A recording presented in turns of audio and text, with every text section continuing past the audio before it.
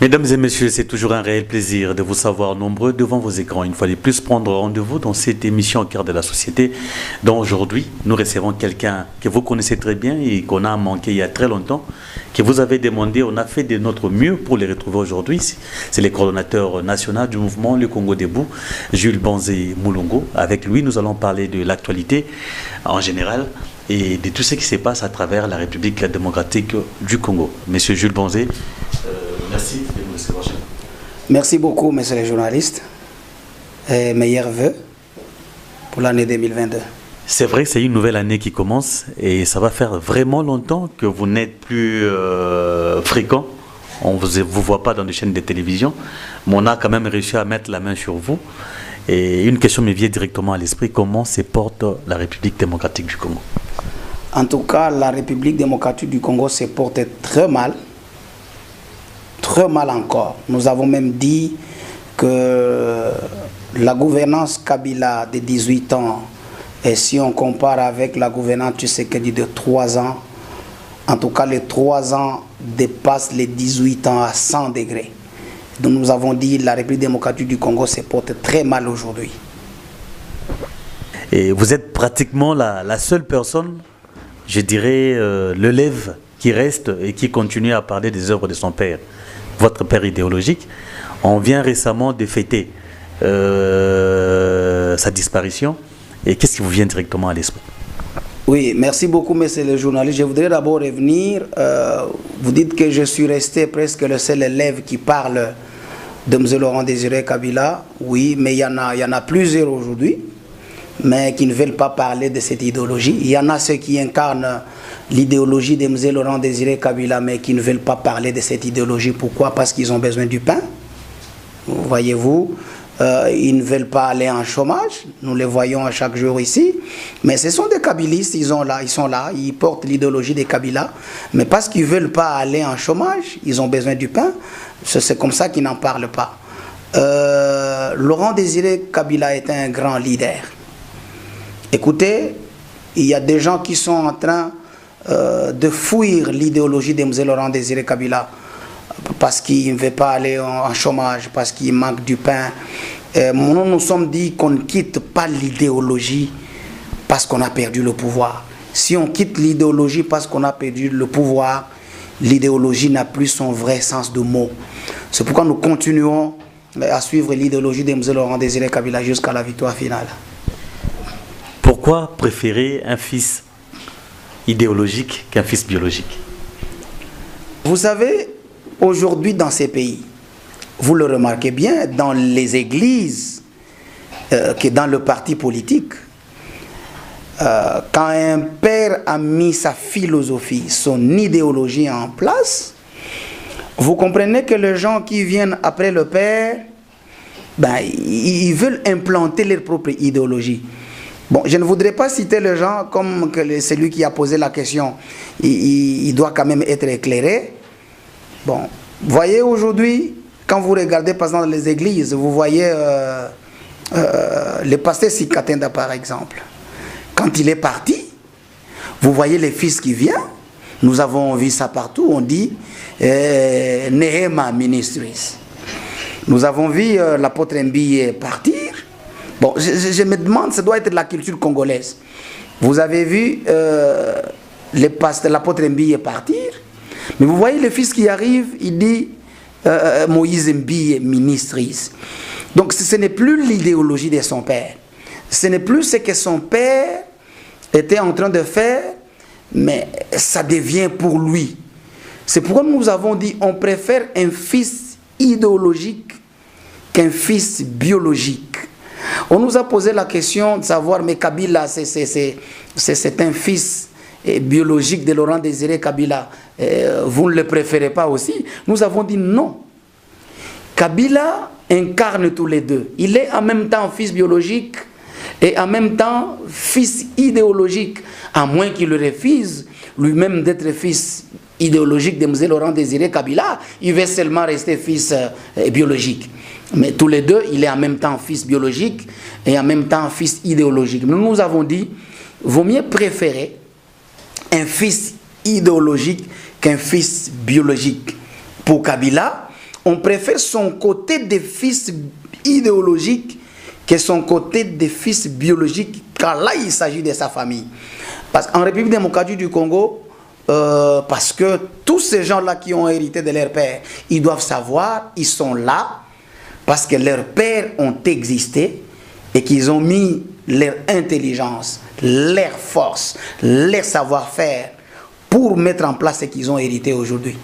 Je pouvais me dire, est-ce que, par exemple, j'ai cité l'apôtre Mbiye, est-ce que l'enfant pouvait aller à côté de ce que son père a fait?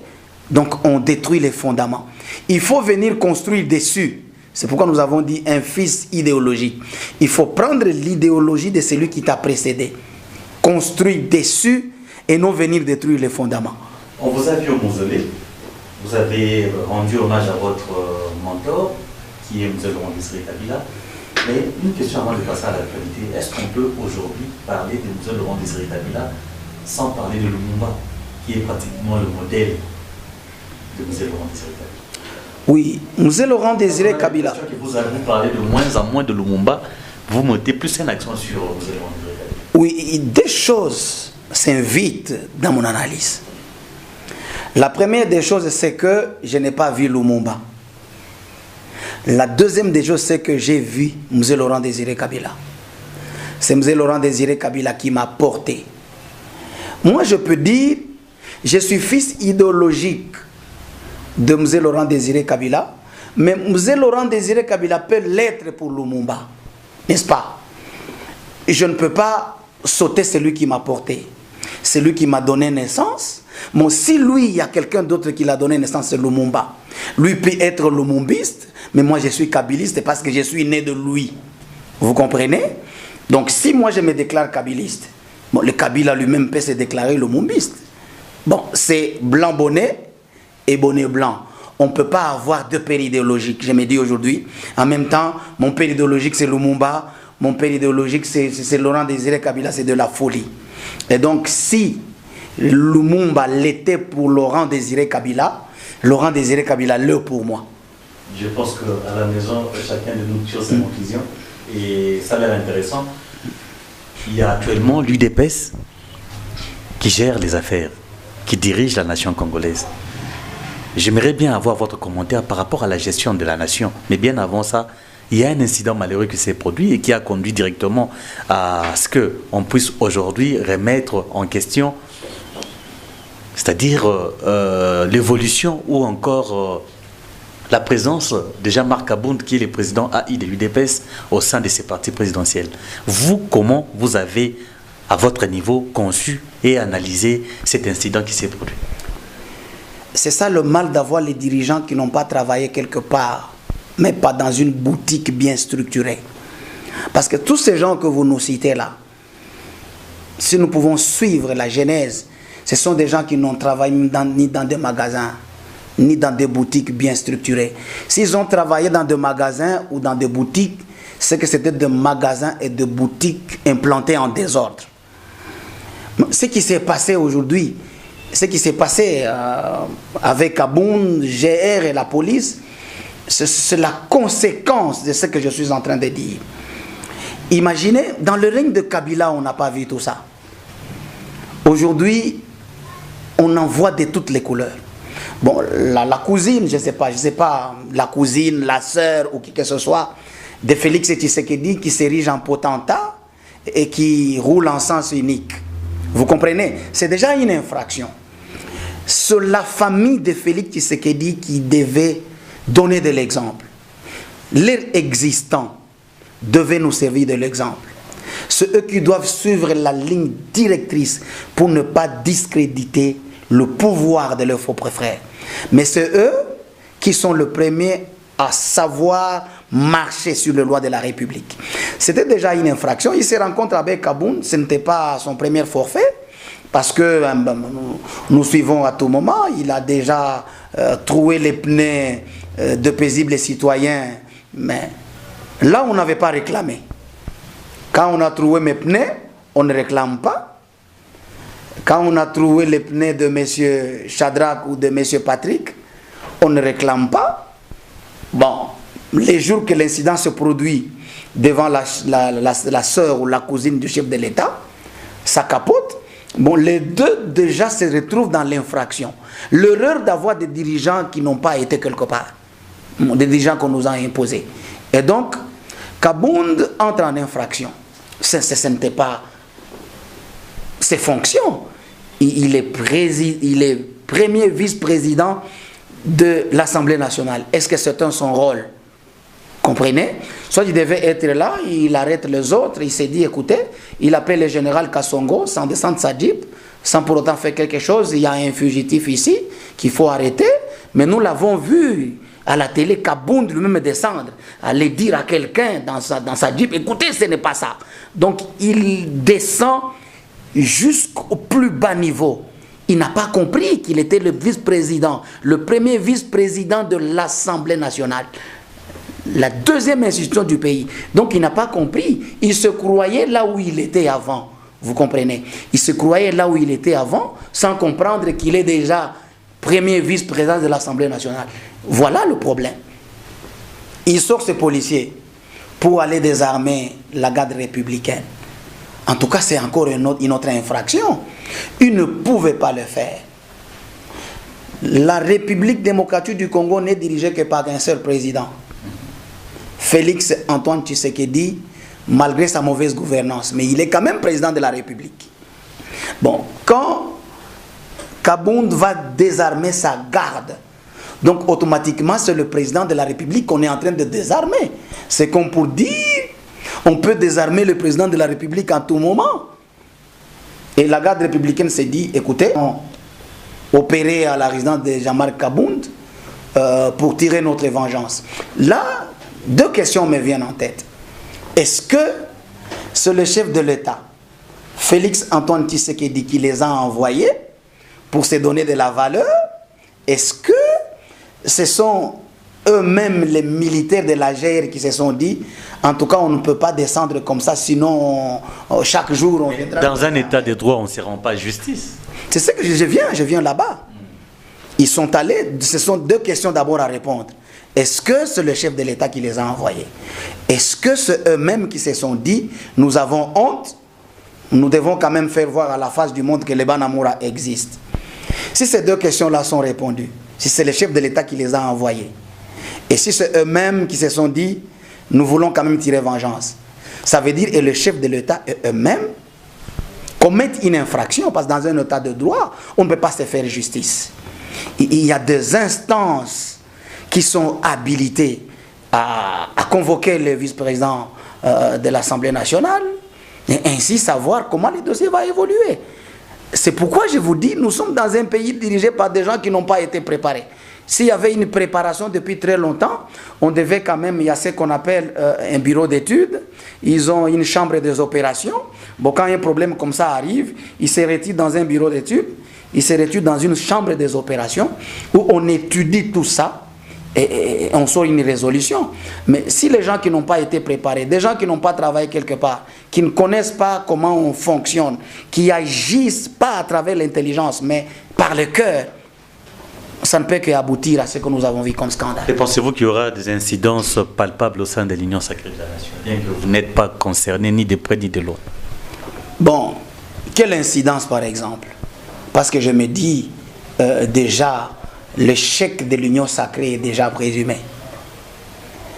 Bon, ça c'est l'incidence qui vient s'ajouter sur une autre incidence. Il y en a déjà eu plusieurs à l'Union sacrée. Il n'y a rien à craindre. L'Union sacrée est en train de se détruire elle-même petit à petit. D'ailleurs, moi, je me disais, ce n'est pas une fuite en avant de Jean-Marc Kabound. Parce que Jean-Marc Kabound a compris que l'union sacrée a échoué. S'il faut qu'il puisse cheminer avec l'union sacrée jusqu'en 2023, Jean-Marc Kabound n'a pas un discours à présenter. Il commence par se retirer. Pour dire, en tout cas, moi j'ai conseillé ces gens-là, ils ne m'écoutaient pas. S'il y a de l'échec, en tout cas, moi je me suis soustrait, c'est les autres. Moi je crois que c'est une fuite en avant. Jean-Marc Kabound veut se retirer de l'union sacrée pour enfin qu'il puisse avoir un discours en 2023. Je ne crois pas qu'il y aura des conséquences parce que déjà à l'union sacrée, les conséquences, il y en a déjà. Et s'il y a élection en 2023, l'union sacrée sera par terre. Je ne vois pas que le peuple va encore donner le deuxième mandat à Félix Tshisekedi. En tout cas, si le peuple congolais donne un deuxième mandat à Félix Tshisekedi, je serai dans l'amertume. C'est une erreur que le peuple ne saura pas. Qu'est-ce que vous lui reprochez? Il est parti un cas probant, il est allé en tournée dans la partie au centre, notamment dans les deux grands Kasaï. Il a évoqué le problème de la gratuité de l'enseignement, le problème de l'emploi de jeunes, mais il a également sorti des mots qui ont estomaqué plus d'une personne, notamment Mbokao et Koufa Nangokala. D'abord, avant d'arriver dans cette histoire de Machia Moumenu, d'Mboka et Koufa Kala, j'appelle ces deux paroles à moi. La première parole, on lui a posé la question sur le RAM ici. Comprenez que le président de la République ne sait pas comment le RAM fonctionne. Bon, comprenez qu'il se pose la question de savoir si chez eux là-bas, le RAM fonctionne aussi sur leur crédit, sur leurs unités. Bon, le chef de l'État ne connaît pas. Comment on peut avoir un président de la République comme ça? La deuxième des choses, bon, quand il parle de la gratuité de l'enseignement au Kasaï, est-ce que, moi je croyais quelqu'un pouvait s'élever au Kasaï pour demander au président de la République, est-ce que la gratuité de l'enseignement existe encore? Parce qu'il y avait une commission qui s'est tenue en Boué la Lodge ici. Dans cette commission, on a trouvé une résolution qu'on doit commencer à payer. J'ai des frères qui payent déjà, on doit, oui, la prise en charge des enseignants. Dès qu'il y a déjà prise en charge des enseignants par des agents, avec la résolution de Mbouela Lodge qui avait été signée entre les syndicats et le gouvernement, il n'y a plus de gratuité de l'enseignement. Mais qu'est-ce qu'on parle par la gratuité de l'enseignement? Il veut aller où avec la... Parce qu'il n'y en a plus aujourd'hui. Quand il parle de la gratuité de l'enseignement au Kasaï, c'est que c'est déjà un faux débat. Vous comprenez? Vous dites qu'est-ce que nous condamnons au président de la République? Vous lui reprochez quoi? Nous le reprochons quoi? Ça fait déjà 3 ans. Mon père idéologique, M. Laurent Désiré Kabila, c'est lui qui pose la question à une moitié de la réponse. 2 jours seulement.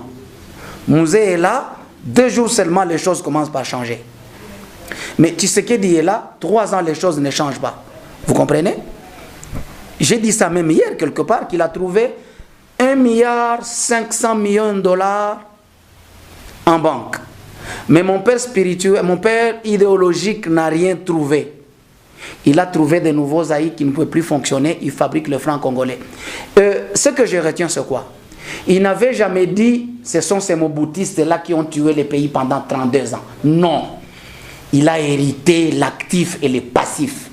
Il a commencé à travailler sur le relèvement de la RDC. Il n'a jamais dit que si nous sommes là où nous sommes, c'est Mobutu qui a tué ces pays pendant 32 ans. Alors qu'il n'a trouvé un seul franc d'or. Pensez-vous qu'un pays détruit pendant 18 ans, plus de 18 ans d'ailleurs, et que Félix pouvait faire quelque chose en 3 ans? Écoutez, j'arrivais déjà. Mais Mouzé ne trouve rien. Il ne dit pas que c'est Mobutu qui a détruit pendant 32 ans. Mais Félix Tshisekedi vient, il trouve 1,5 milliard de dollars qu'il bouffe comme des cacahuètes dans les sons des moutons, dans des maisons préfabriquées, dans des voyages à outrance. On termine tout, comprenez? Et il commence à dire c'est le FCC. Je suis bloqué. Est-ce que tu avais entendu un seul jour Laurent Désiré Kabila jeter l'opprobre sur le 32 ans de la gestion de Mobutu dans ses discours? Et on a beaucoup de discours de M. Laurent Désiré Kabila. Mais l'actuel chef de l'État a dit même au Kasaï, non, on n'a pas pu se développer parce qu'on était bloqué par ces gens du FCC. Je n'avais jamais entendu mon père idéologique, sortez-moi un de ses discours où il a dit, si on ne parvient pas à fonctionner aujourd'hui, c'est à cause de la destruction des 32 ans de Mobutu. Il est venu, il a commencé à travailler comme un grand leader. Il a commencé à payer à ses militaires $100. Un militaire pouvait prendre 200 ou 300, il rentre. Musée Laurent Désiré a tiré l'argent où? C'est déjà 3 ans, rien ne marche.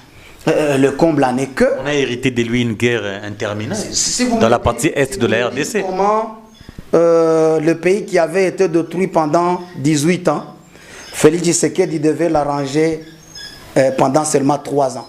Musée Laurent Désiré Kabila a trouvé l'argent détruit pendant 32 ans.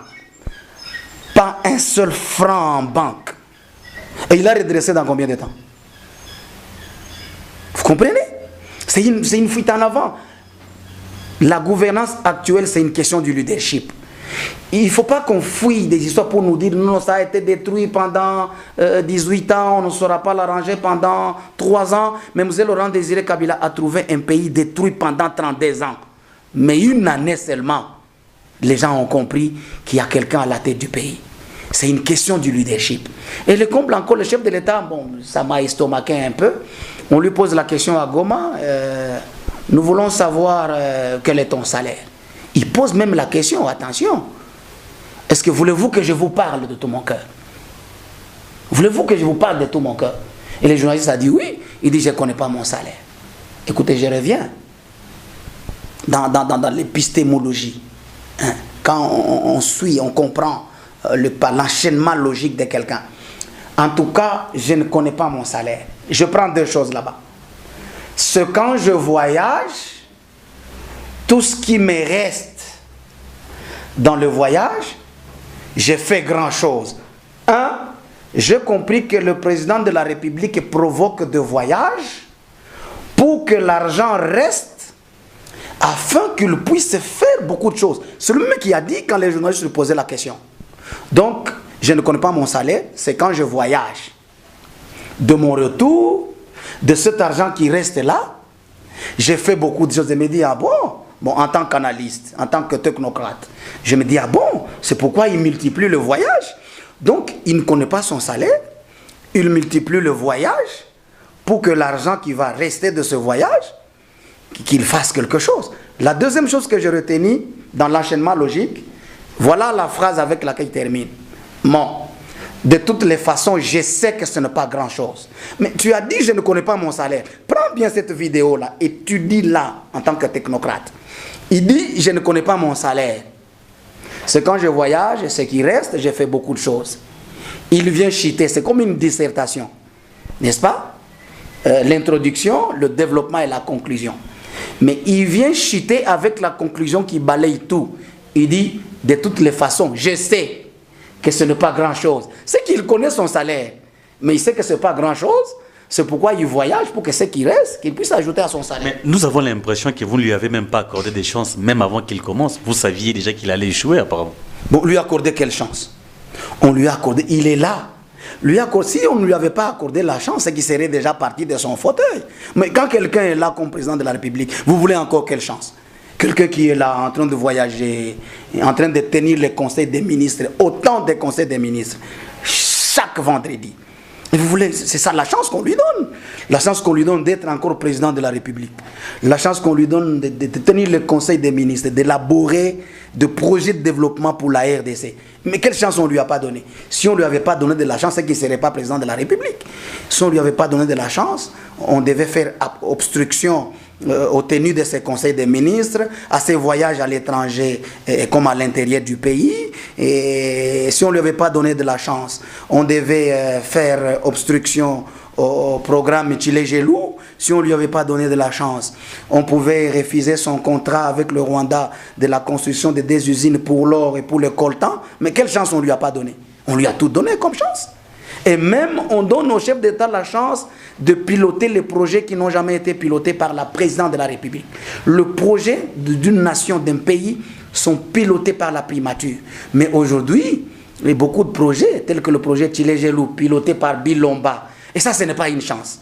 On te donne même, on te dit, écoutez, bon, si tu veux que tu réussisses, tu veux piloter les projets, pilote même toi-même les projets. Et on retrouve qu'en pilotant ces projets, les gens sont entrés dedans, fait du tout. Ça, ce n'est pas la chance. C'est qu'on lui a donné largement la chance de relever les défis de la RDC. Mais c'est une question du leadership. Vous n'arrêtez pas de paraphraser M. Laurent Désiré Kabila pour son intégrité, pour son assiduité, mais au moins, il y a certains qui l'en veulent parce qu'on a hérité dans l'Est de la RDC d'une guerre interminable amenée par lui. La guerre interminable amenée par M. Laurent Désiré Kabila, je n'en suis pas sûr. Déjà en 1994, le massacre des Tutsis, quand tous ces gens-là fouillent pour entrer en République démocratique du Congo et que Mobutu puisse leur donner la nationalité congolaise, M. Laurent Désiré Kabila était au maquis. Et donc il y a eu des massacres, il y a eu des tueries. M. Laurent Désiré Kabila au maquis. Les Rwandais sont déjà entrés en République démocratique du Congo et le maréchal Mobutu leur avait octroyé la nationalité congolaise. Pour preuve, Bisengimana, c'était un Rwandais qui était le directeur de cabinet de Mobutu. Vous voulez dire que c'est M. Laurent Désiré Kabila qui a amené les Rwandais dans ce pays? L'accord des Mera stipule quoi? L'accord des Mera. Bon. Certains voudraient bien savoir. Écoutez, si les gens, ceux qui posent la question de savoir qu'est-ce qui était sur l'accord de l'Emera, moi j'ai demandé à quelqu'un, monsieur le journaliste, sortez-moi une copie.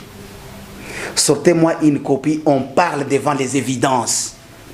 On ne doit pas parler en l'air, parce que les archives existent. Si ces pourfendeurs de M. Laurent Désiré Kabila détiennent une copie de l'accord de l'Emera, mais donnez-nous une copie, nous allons nous défendre.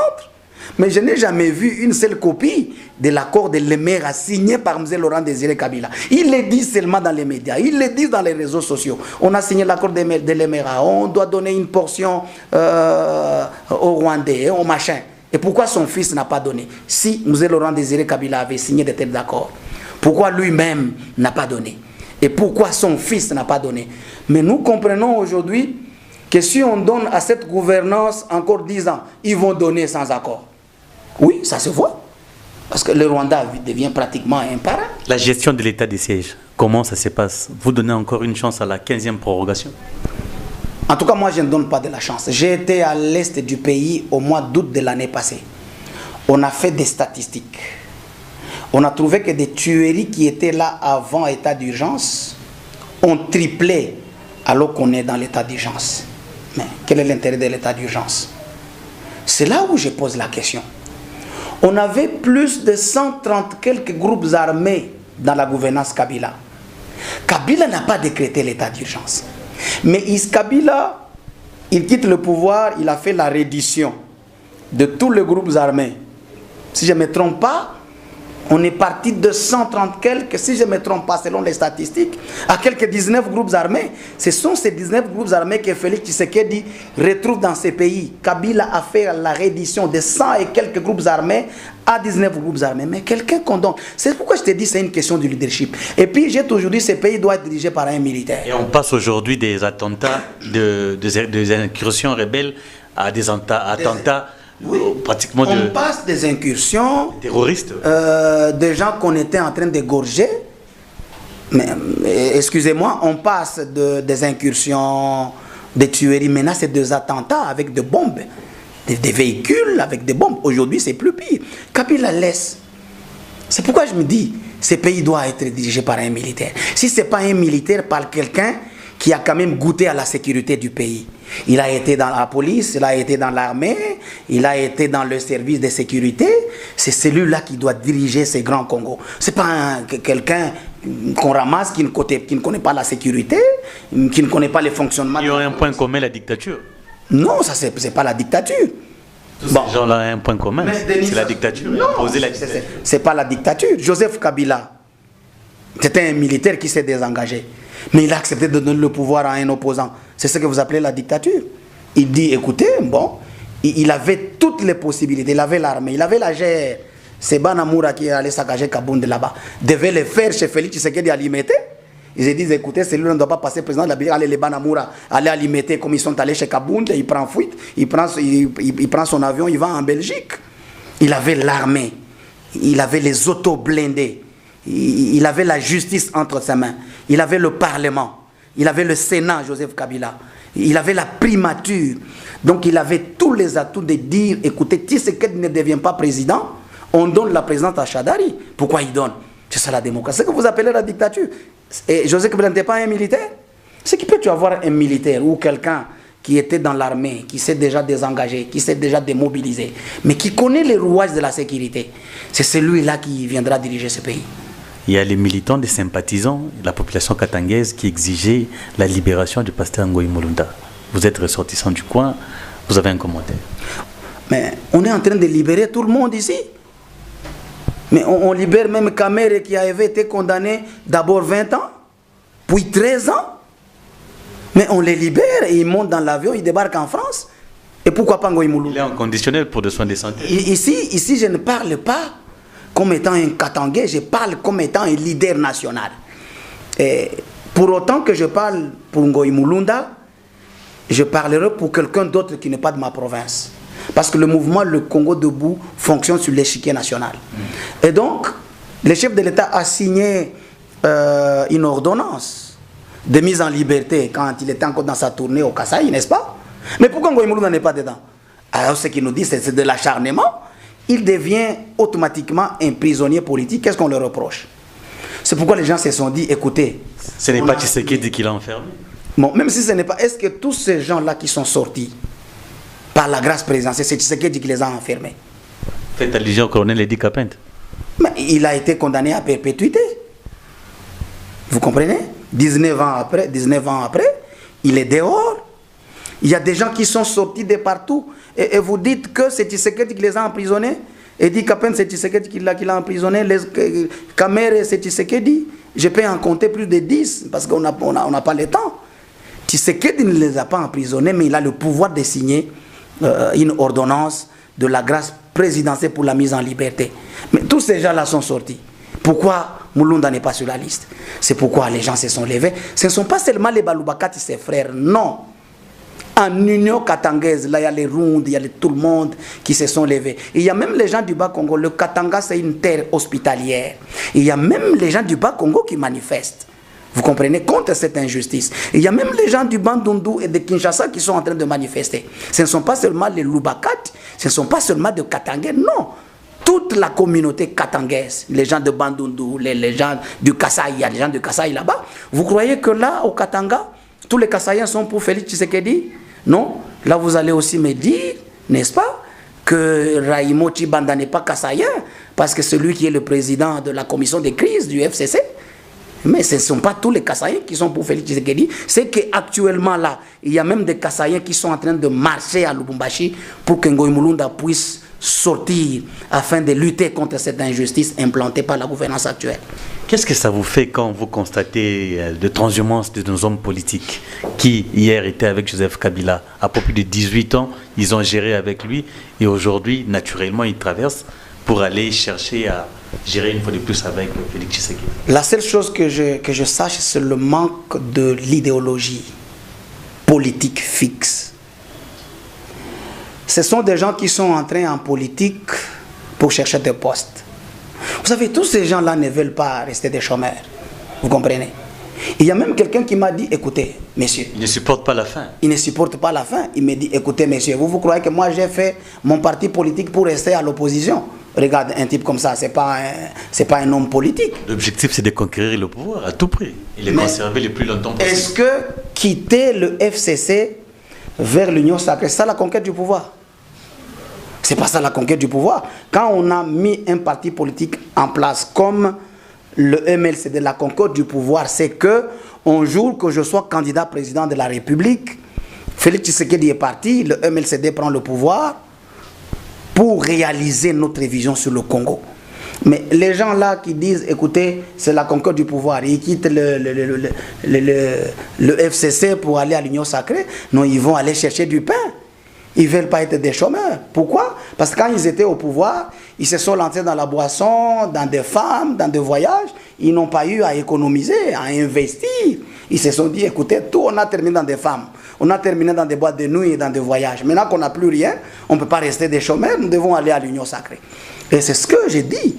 Mais Félix Tshisekedi doit subir les mêmes conséquences. Ces gens-là qui sont venus chez lui, écoutez, demain, quand moi je serai président de la République, Ils vont fuir, ils vont venir chez moi. Mais ils auront de la malchance parce qu'on ne va pas les accueillir. Il y aura déjà une nouvelle classe politique mise en place. Il y a une question qui me vient à l'esprit. Denis Kadima, président de la CENI, qui craint que les élections soient en péril tout simplement parce qu'il n'y a pas de financement jusque-là. D'abord, je reviens sur cette question des CENI. Les gens se sont dit, Denis Kadima est allé à la CENI, Félix Tshisekedi est en train de préparer la fraude, tout ça. Je leur ai dit, soyez tranquilles. Sans Kadima ou avec Kadima, Félix Tshisekedi ne sera pas réélu président en 2023. Parce qu'il sera difficile de frauder avec 5%, monsieur le journaliste. Mais écoutez, mais Kabila n'avait pas d'autre moyen de frauder avec Shadari. Ce n'est pas que quand on est au pouvoir, on peut tout de même gagner les élections. Mais Kabila était au pouvoir avec son dauphin Shadari, il n'a pas gagné les élections. Ça ne veut pas dire, mais Nanga, on l'appelait qu'il était pro-Kabila. Mais pourquoi Kabila n'a pas gagné les élections avec Shadari? C'est que on laisse, même si c'est quelqu'un de Félix Tshisekedi, Kadima, vous comprenez, même s'il dort dans sa maison là, n'est-ce pas, qu'on les laisse à la CENI, ils auront des difficultés pour gagner et pour tricher en 2023. Pensez-vous qu'il y aura élection d'abord? S'il n'y aura pas élection, nous avons déjà dit. Quand Kabila était au pouvoir, il disait, écoutez, il faut que l'élection se tienne. S'il n'y a pas élection, une transition sans Kabila. Nous disons la même chose. Ils doivent nous organiser les élections dans le délai. S'il n'y a pas élection en 2023, le MLCD sera dans la rue. Une transition sans Félix Tshisekedi, avec nos drapeaux. Pourquoi? Parce que déjà, il aura terminé les 5 ans dans de bêtises. Mais comment il faut encore ajouter quelqu'un qui a échoué 2 ans de la transition? Vaut mieux qu'on nous prenne même Mukwege, n'est-ce pas, de la société civile, lui qui sait du moins réparer les femmes, alors que la gouverneure en place ne sait rien réparer. Que celui-là qui sait même réparer les femmes, qu'il vienne faire la transition de 2 ans. Un kabiliste, un muséiste qui a l'idée de M. Laurent Désiré Kabila, que ces 2 ans-là, il fera ce que son père idéologique a fait pour que nous puissions quand même trouver une lueur de la lumière pour la République démocratique du Congo. En tout cas, s'il n'y a pas élection, le MLCD est pour une transition sans Félix Tshisekedi. Le mouvement Le Congo Debout venait de séjourner à Chikapa, c'était au mois de décembre. Vous êtes maintenant dans plus de 20 provinces aujourd'hui. C'est quoi l'intérêt et l'objectif? Le mouvement Le Congo Debout, nous ne voulons pas le bâtir sur le fond de la province. C'est déjà un parti politique? Non, ce n'est pas un parti politique, c'est un mouvement sociopolitique. Nous avons compris que les partis politiques aujourd'hui, le peuple en a marre. Depuis, je crois, l'époque du parti État de Mobutu, on a libéralisé les pluralismes politiques. Jusqu'à aujourd'hui, les partis politiques n'ont rien apporté. Écoutez, si on suit le cours de l'histoire, la prise de pouvoir par les types du Bas-Congo, Joseph Kassaboubou, ce n'est pas forcément par des partis politiques. La prise de pouvoir par Mobutu, ce n'est pas par le parti politique. La prise de pouvoir par Joseph Kabila, ce n'est pas par des partis politiques ou par l'opposition. Le cours de l'histoire nous a démontré que l'opposition n'a rien fait. Vous comprenez? L'opposition criait le jour et la nuit on donne l'argent. On crie les jours, la nuit on donne l'argent. Et puis la destruction du pays continue. Nous avons compris qu'il faut mettre en place un mouvement sociopolitique qui travaille avec le peuple. Parce que le peuple en a marre avec des partis politiques qui ne cherchent que des fonctions, être DG. Vous avez ces gens-là qui font des partis politiques, c'est pas pour rien. Il fait un parti politique, il veut être DG, il veut être ministre, il veut être conseiller ou un directeur de cabinet de quelqu'un. C'est tout, il n'y a pas autre chose que ça. Je ne sais pas, peut-être vous connaissez autre chose. Nous sommes là pour travailler pour le Congo de demain. C'est pourquoi nous avons mis ce mouvement en marche. Je rentre à votre question, vous avez dit, ce quoi, vous avez été au Kasaï, oui.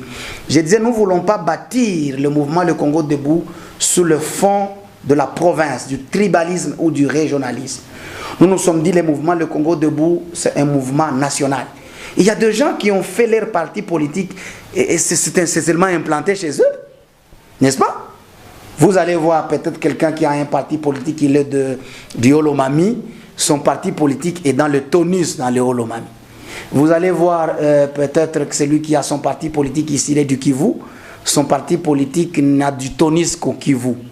C'est ce que nous avons refusé.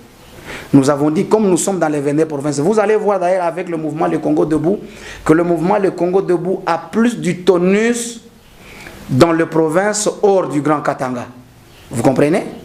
Nous avons été à Chikapa, dans le Kasaï, officiellement, pour la mise en place du mouvement Le Congo Debout. Et c'est notre coordonnateur provincial. Avant l'arrivée du chef de l'État, nous avons été accueillis par tout le monde. Les chefs coutumiers, toutes les couches confondues. Cela démontrait déjà que le mouvement Le Congo Debout, c'est un mouvement national et non régional.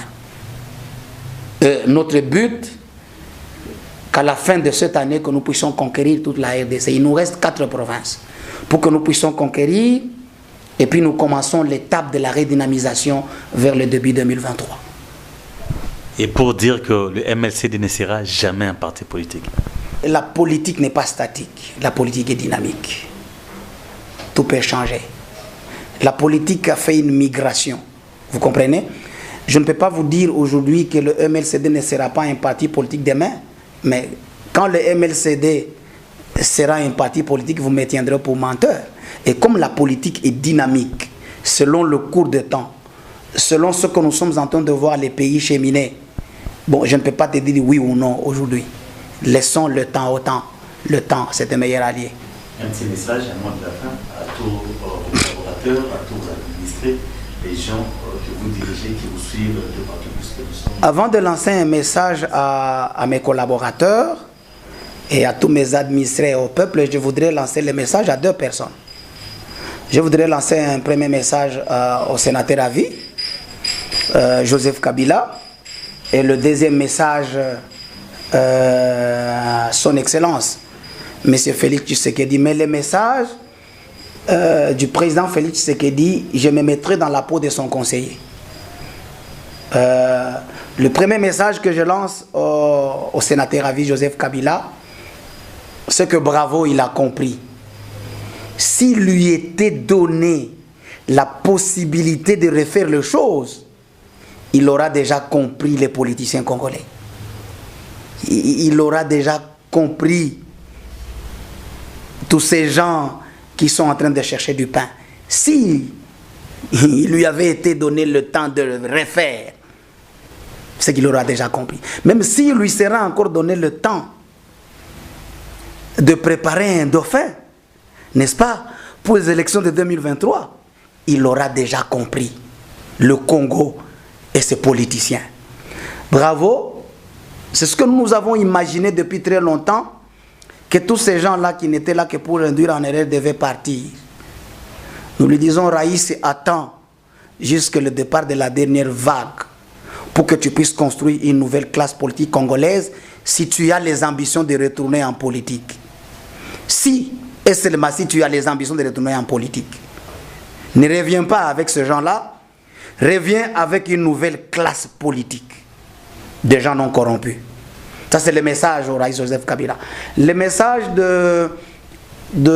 du président Félix Tshisekedi, j'ai dit, je vais me mettre à la peau de son conseiller. Si en tout cas j'étais son conseiller, je lui dirais, il faut sortir par la grande porte. Vous comprenez? Il ne faut pas subir les humiliations de Trump, subir les humiliations de François Hollande, subir les humiliations de Sarkozy. Il faut devoir sortir par la grande porte. Qu'est-ce que je veux dire par là? Comme il a lamentablement échoué, qu'il commence à préparer son dauphin qu'il doit présenter en 2003. Si j'étais son conseiller, qu'il commence à préparer son dauphin qu'il doit présenter en 2003. Parce que je ne vois pas encore que le peuple qui va donner le deuxième mandat à Félix Tshisekedi. Si j'étais son conseiller propre, et si ce message entrera dans sa maison, je lui dis qu'il faudra sortir par la grande porte. Il ne faudra pas subir les humiliations de Trump, les humiliations de Sarkozy et les humiliations de François Hollande.